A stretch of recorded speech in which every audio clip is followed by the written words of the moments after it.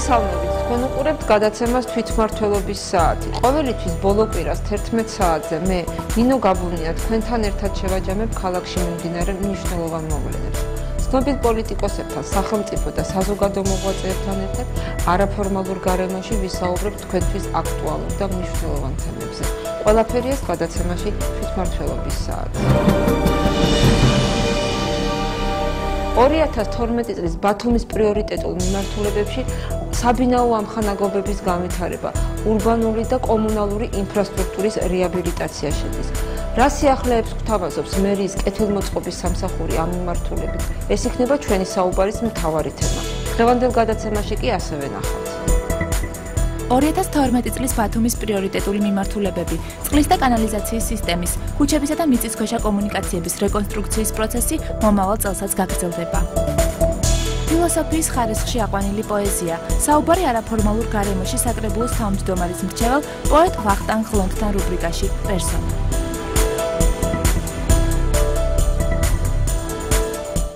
2012 წლის ბათუმის ბიუჯეტი 151.745.000 ლარია.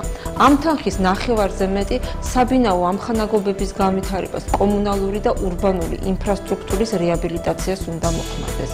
რას გვთავაზობს კეთილმოწყობის სამსახური ამ მიმართულებით? ამას უკეთ ჩვენი სიუჟეტიდან გაიგებთ. სარეაბილიტაციო სამუშაოების გამო ჩაკეტილი ქუჩების თემა აქტუალობას 2012 წელსაც შეინარჩუნებს. ბათუმში წყალკანალიზაციის სისტემის, ქუჩებისა და მიწისქვეშა კომუნიკაციების რეკონსტრუქციის პროცესი მომავალ წელსაც აქტიურად გაგრძელდება. 2012 წელს დასრულდება მელიქიშვილის ქუჩის იმ მონაკვეთის რეაბილიტაცია, რომლის უმეტესი ნაწილი ეგრეთ წოდებული ჭაობის დასახლებაშია. ამ დასახლებაში მიწისქვეშა კომუნიკაციების რეკონსტრუქციის პროცესი მომავალ წელს დამთავრდება, რაც ხელშეკრულებით მშენებელ ფირმებს იმ ქუჩების კეთილმოწყობას ავალდებულებს, სადაც ისინი მუშაობდნენ. გაგრძელდება ბათუმი გონიოს დამაკავშირებელი ახალი გზის, ანუ ზღვისპირა პარკის მშენებლობაც, სადაც შესაბამისი ინფრასტრუქტურის მოწყობა იგეგმება. მომავალ წელს ბაგრატიონის ქუჩის გაგრძელება ბათუმის მერიის კეთილმოწყობის სამსახურის პროგრამებში მთავარ ადგილს ინარჩუნებს.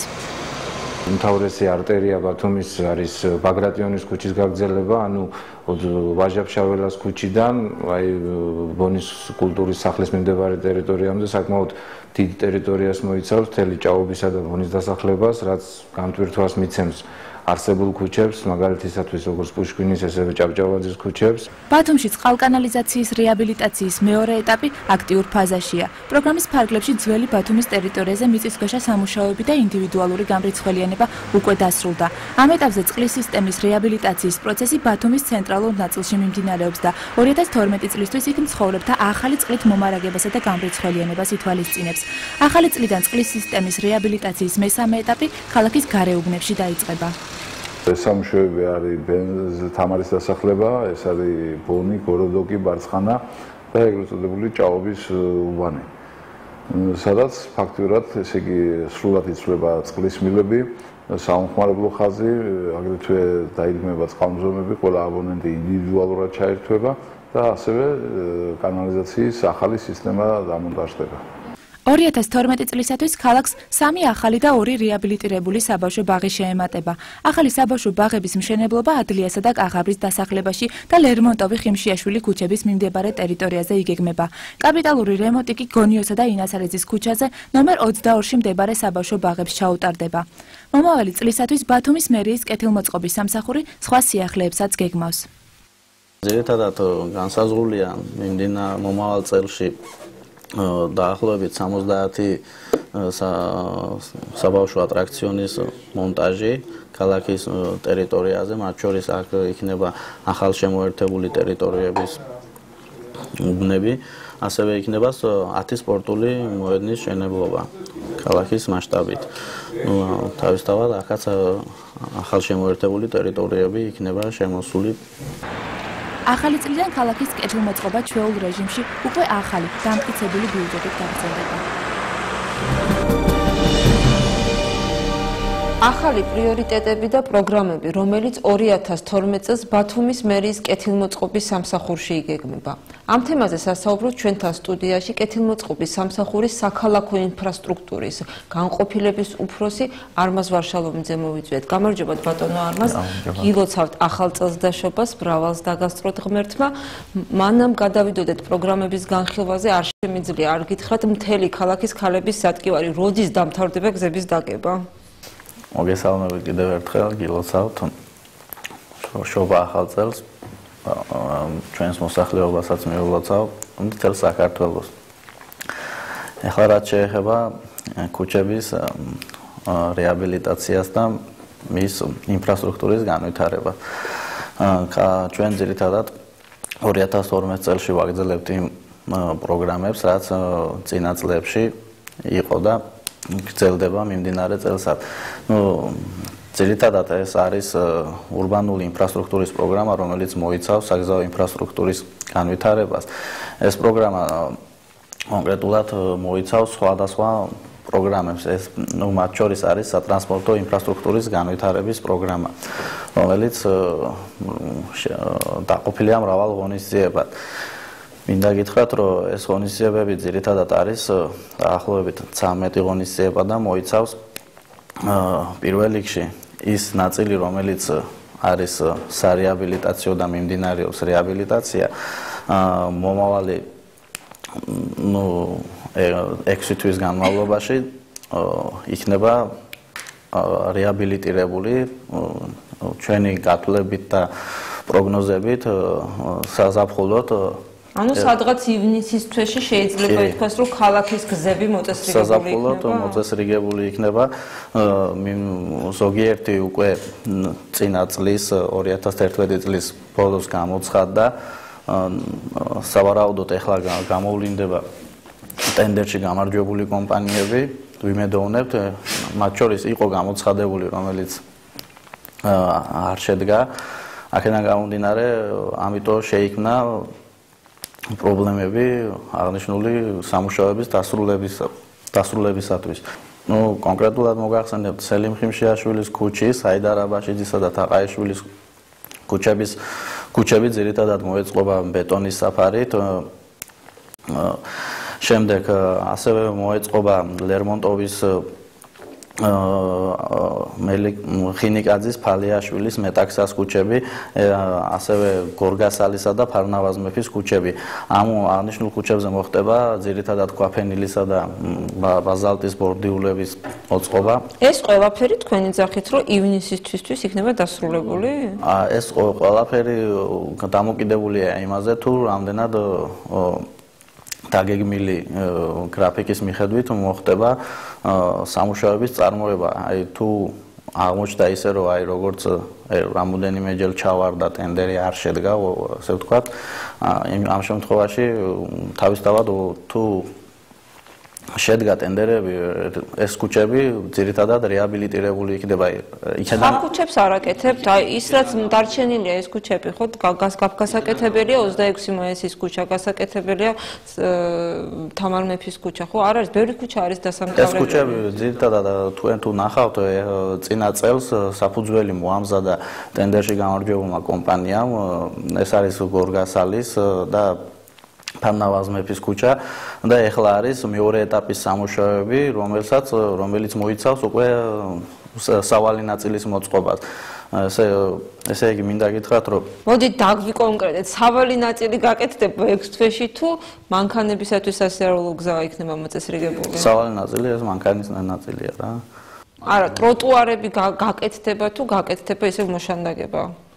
ეს ძირითადად გაწერილი არის მთლიანი რეაბილიტაცია მთელი წლის ნოემბრამდე, მაგრამ ძირითადი სამუშაოები ეს დაწყებული არის და ქალაქის მერია შეეცდება, რომ საზაფხულოდ ეს ძირითადი სამუშაოები მაინც დასრულებული იყოს. იქიდან გამომდინარე, რომ აღნიშნული სამუშაოები პირველი ეტაპი ზოგიერთ ქუჩებზე უკვე დაწყებულია, შესრულებულია, დასრულებულია და აქედან გამომდინარე უკვე საჭიროა მეორე ეტაპის სამუშაოები, რაც სავალი ნაწილის მოწყობას და მოწყობას მოიცავს. არ შემიძლია არ კითხოთ იმიტომ რომ მეც ხალი ვარ და ბევრს ლაპარაკობს ქალაქი ამის შესახებ. მშვენიერი ოპერა აშენდა ქალაქ ბათუმში, მაგრამ ქუსლებზე ხალისთვის მისვლა ამ ოპერასთან არის შეუძლებელი ფაქტობრივად. არ ვიცი, რაღაც განსაკუთრებული სიარულის მანერა უნდა გქონდეს ათვისებული იქ რო შეხვიდე და სად იყო ეს დაგეგმილი, ან ხომ არ შეიძლება რომ გამოიცვალოს ეს ფილები, იმიტომ რომ ყველა შეწუხებულია ამითი. მე ამასთან დაკავშირებით ვერ მოგახსენებ, რადგანაც აღნიშნული ხელოვნების ცენტრის სარეაბილიტაციო სამუშაოები მოწყობა ძირითადად განახორციელა აჭარის განათლების სამინისტრო, აქედან გამომდინარე მე ვერ გიპასუხებთ ისეთ კომპეტენტურად, როგორც ხომ შეიძლება შეიტანოთ როგორც პრობლემა ქალაქისათვის და ინიციატივა გამოიჩინოთ, რომ მართლა შეუძლებელია იქ შესვლა. კარგით, ესე იგი თქვენ საკმაოდ იმედიან პროგნოზს გეუბნებით, რომ საზაფხულოდ ქუჩები იქნება მოწესრიგებული? ძირითადი ნაწილი ქალაქ ბათუმის მერია შეეცდება, რომ მოწესრიგებული იყოს და კეთილმოწყობილი, რომ ეს დისკომფორტი, რასაც ამდენი ხანია მოსახლეობა განიცდის, მოგვარებული იქნას და მოსახლეობა ნამდვილად დიდი ხანია დისკომფორტს განიცდის. ზოგადად პროგრამების შესახებ რას გვეტყვით? რა პროგრამებია 2012 წელს დაგეგმილი? ძირითადი პროგრამები იგივე არის, რაც წინა წლებში ხორციელდებოდა. ერთ-ერთი პროგრამა არის განათლების და კულტურული ობიექტების რეაბილიტაციის პროგრამა. მათ შორის არის საბავშვო ბაღების რეაბილიტაციის პროგრამა, რომელიც ძირითადად მოიცავს 5 საბავშვო ბაღის ასე ვთქვათ, 3 საბავშვო ბაღის მშენებლობას და 2 საბავშვო ბაღის რეაბილიტაციას.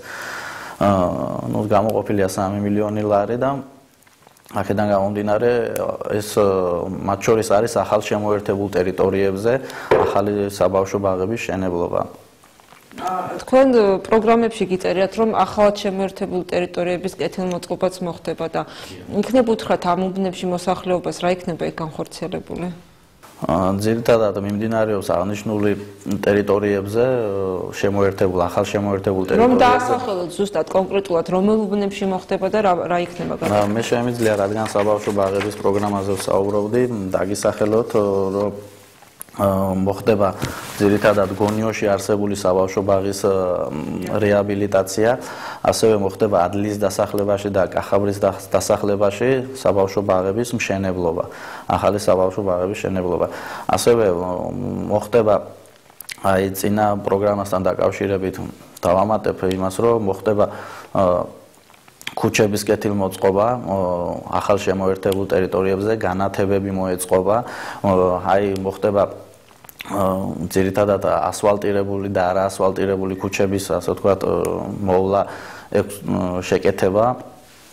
ძირითადად ეს არის მოშანდაგება, იქ სადაც ხომ არ შეგიძლია თქვა ძალიან ხშირად მოსახლეობა ჩივის ხოლმე, რომლებიც ეგრეთ წოდებული ჭაობის უბანში ცხოვრობს. ფაქტობრივად მანქანებს იქ სავალი გზაც არ აქვთ, იმდენად გაფუჭებულია და რამდენად ხშირად ახერხებს მე ამ პრობლემის აღმოფხვრას ხოლმე, იმიტომ რომ წლიდან წლამდე ეს პრობლემა დგას ყოველთვის. სატრანსპორტო ინფრასტრუქტურის რეაბილიტაციის პროგრამა მოიცავს იმ წერა ახსენე ასფალტირებული და არაასფალტირებული ქუჩის მოვლას, შეკეთებას. აქედან გამომდინარე ჭაობის დასახლებაში ხდება ეტაპობრივად, სადაც არაასფალტირებული ქუჩები არის, იმის ასე ვთქვათ, მოგრეიდერება, მოშანდაგება, ასევე ასფალტირებული ქუჩები, რომელიც ორმულად დაზიანებული არის, მოითხოვს შეკეთებას, ეტაპობრივად იმათი შეკეთებაც ხდება ორმულად.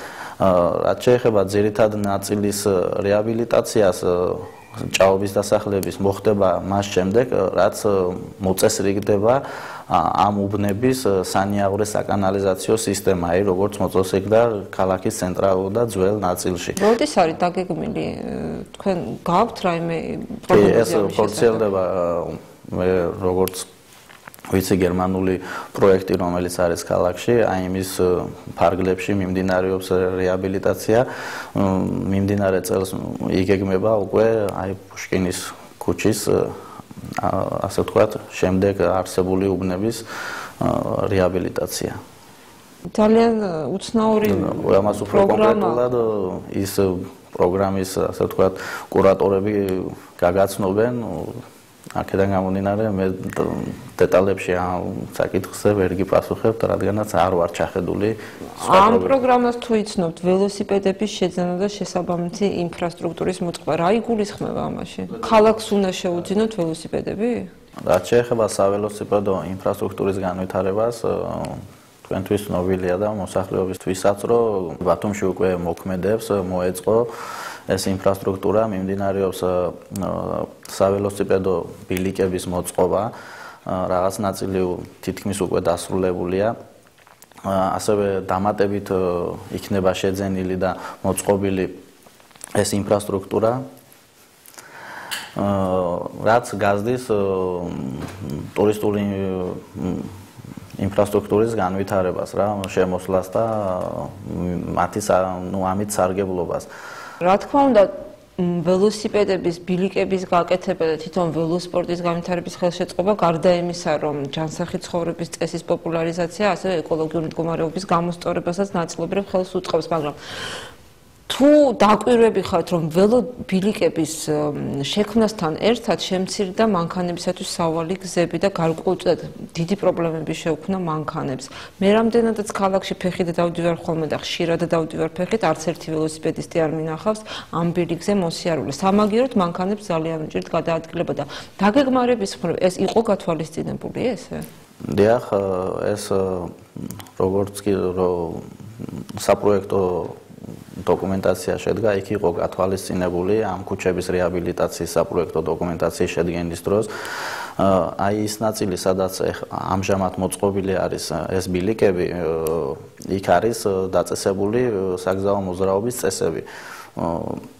თუმცა მესმის, რომ ცალმხრივადაა ძირითადად ყველა ქუჩაზე, მაგრამ მაინც პარკინგის შემოღების, აი პარკინგის წესის შემოღებამ პრობლემები შეუქმნა მანქანებს, იმიტომ რომ გაჩერებული მანქანების გვერდის სავლად თუ დიდი მანქანა არის, უჭირს ხოლმე ხშირად. თქვენ გაქვთ საუბარი სავალი ნაწილის სივიწროვეზე, ხო? რა თქმა უნდა, მანქანების სავალი. ეს იქედანა გამომდინარე, რომ აი იმ ადგილებში, სადაც პარკინგი არ შეიძლება, ხდება პარკირება ავტომანქანების. აქედან გამომდინარე, იმიტომ ჭირს, ვთქვათ, სავალ ნაწილზე გვერდის ავლა მანქანების. იქ არის მინიშნებული, აი ძველი ბათუმის ტერიტორია რო ავიღოთ, უბანი საკმაოდ კარგად მოწესრიგდა და დაყენებული იქნა ის საგზაო ნიშნები, რაც იმ უბანს საგზაო მოძრაობის წესებს უსაზღვრავს კონკრეტულად. აქედან გამომდინარე, ცოტა მოსახლეობამ უნდა დაიცვას ის მოძრაობის წესები, რაც დადგენილია იმ უბანში და ყველგან. აქედან გამომდინარე, ველობილიკებიც შესაბამისად იქნება უფრო მოწესრიგებული და გამართული იმ შემთხვევაში, თუ მოხდება სწორად პარკირება ავტომანქანების. ამ შემთხვევაში დადებითად უნდა აღინიშნოს, რომ მანამ ტროტუარები დამზადდება თუ გაკეთდება, მანამდე ჩვენს ყველა მე მგონი ველობილიკებით სარგებლობთ და ფეხით მოსიარულეთ ერთადაც არის გადაადგილების, გადასარევის საშუალება იმ მდგომარეობაში, რა მდგომარეობაში ახლა ქალაქის ქუჩებია. თუ ატარებთ ხოლმე მონიტორინგს გაკეთებული ქუჩებისას, იმიტომ რომ მე თვითონ ხშირად მინახავს ახალ გაკეთებული ქუჩები, სადაც აი ეს ქვის ფილები არის ამოცვენილი და ამოვარდნილი. ეს ალბათ უხარისხოდ გაკეთებული არის, ან არასწორად არის დაგებული. ვინ ატარებს ამის მონიტორინგს? მონიტორინგს ისევ ჩვენი სამსახურები ახორციელებს, ჩვენი თანამშრომლები კონკრეტულად ხდება ისი ყოველდღიური შემოწმება ტერიტორიული ორგანოების წარმომადგენლების მეშვეობითაც აღნიშნული ხარვეზის შემთხვევაში გამოვლენილი ხარვეზი ჯარიმდება თუ არა ეს კომპანია, ვინც ამას აწარმოებს? ყველა კომპანიას აქვს აღებული საგარანტიო ვალდებულება, რის შემთხვევაშიც ხდება მისი გამოსწორება. თვითონ კომპანიები იმ ვალდებულების ფარგლებში ახდენენ გამოვლენილი ხარვეზის გამოსწორებას ამოფხრას დაუყოვნებლივ. საბინაო ამხანაგობების განვითარების პროგრამაზე მინდა დაგელაპარაკოთ. რა მეცვლილებები ხო არ არის 2012-ში? ცვლილებები, ასე ვთქვათ, ახალი ღონისძიების მიხედვით არ არის განსაზღვრული, მაგრამ გრძელდება ის, რაც ჩარშან იყო და მიმდინარე წელსაც აღნიშნული პროგრამა ღონისძიებები გაგრძელებული იქნება. ეს არის სახურავების მრავალსართულიანი საცხოვრებელი სახლების სახურავების შეკეთება, წყლისა და საკანალიზაციო სისტემის მოწესრიგება, შეკეთება, ასევე არის ლიფტების შეკეთება. სხვა მიმართულებით თუ გეგმავთ ამ პროგრამების შესვლას, იმიტომ რომ ხშირად მსმენია ხოლმე ჩვენს გვივლია და ვიცით რა პრობლემებია შიგნით ამ ხანაგობებში, რომ თვითონ ამ ხანაგობის განვითარება როგორც სტრუქტურული ერთეული საკმაოდ ჭირს და ამას ვერ ახერხებენ ხოლმე. ჩამოყალიბებული იურიდიულად არიან, მაგრამ ფუნქციონალურად მათი ფუნქციები იმდენად დაბალი არის იმის გამო, რომ მოსახლეობის თვითშეგნება არის დაბალი, რომ ფაქტობრივად ისინი ვერ ახერხებენ იმ თავისი მოვალეობის შესრულებას, რაც სახელმწიფო მათ გადააბარა და შექმნა დამოუკიდებელი სტრუქტურა. თქვენ როგორ ფიქრობთ, ხომ არ არის საჭირო ამ პროგრამაში ამ მიმართულებით გარკვეული ცვლილებების შეტანა, თუნდაც სამომავლოდ? მაგასთან დაკავშირებით მოგახსენებთ, რომ იყო წინა წლებში აღნიშნულ საკითხთან დაკავშირებით ტრენინგები, უფრო ამხანაგობის თავმჯდომარეების, ასე ვთქვათ, გაცნობიერება კანონმდებლობაში და მათ უფლებამოვალეობაში, მაგრამ მიმდინარე წელს არ იგეგმება ასეთი ღონისძიებები. თუმცა პრობლემა დგას, უნდა დამეთანხმოთ, იმიტომ რომ თვითონ ამ ხანაგობის შიგნით ყოველთვის პრობლემა არის. მე რამდენადაც შეხება მქონია, საკმაოდ უმეტესი ნაწილი კარგად ფლობს, უბრალოდ უფრო მე ვფიქრობ, რომ პრობლემა არის თვითონ მოსახლეობაში, აი წევრებში არის პრობლემა, უფრო ნაკლებად ინფორმირებული არიან. რა თქმა უნდა, მაგაზე მაქვს ლაპარაკი. რასაც ამხანაგობის თავმჯდომარეებში, ასე ვთქვათ, ვერ შეუნიშნავ. უფრო წევრთა, ასე ვთქვათ, კანონმდებლობის და ინფორმაციის არქონა არის, უცოდინრობა არის. კარგი გაგებით რო ვთქვათ. რამე ახალი პროგრამა ხო არ არის, რომელიც არ იყო 2011-ში და 2012-ში განხორციელდება წლევანდელ წელს? ახალი პროგრამა წელს არ ყოფილა, რაიმე დაგეგმილი, უბრალოდ პროგრამებში, ღონისძიებებში არის სიახლეები, ეს არის ძირითადად ქალაქის მასშტაბით, რაც შეეხება მთლიანად ინფრასტრუქტურის კეთილმოწყობას და ასე ვთქვათ, განვითარებას, სხვა სიახლე, ასე ვთქვათ, არა, გაგრძელება არის იმ ძირითადი პროგრამების, რაც დღემდე ფუნქციონირებდა ქალაქ ბათუმის მერიაში. დიდი მადლობა ბატონო არმაზ მობრძანებისათვის. კიდევ ერთხელ გილოცავთ ახალ წელს დაშვებას. მე კი მაყურებელს შევახსენებ, რომ ჩვენი გადაცემის სტუმარი იყო ბათუმის მერიის კეთილმოწყობის სამსახურის საქალაქო ინფრასტრუქტურის განყოფილების უფროსი არმაზ ვარშალომიძე. წვიმის წვეთებში დაღვრილი სევდა და პოეზია, რომელიც ფილოსოფიის ხარისხში აყვანილი. გადაცემის შემდეგ ნაწილში შემოგთავაზებთ დიალოგს არაფორმალურ გარემოში ბათუმის საკრებულოს თავმჯდომარის მრჩეველთან, პოეტ ვახტანგ ღლონდთან. ახლა კი რეკლამა, დაგველურეთ.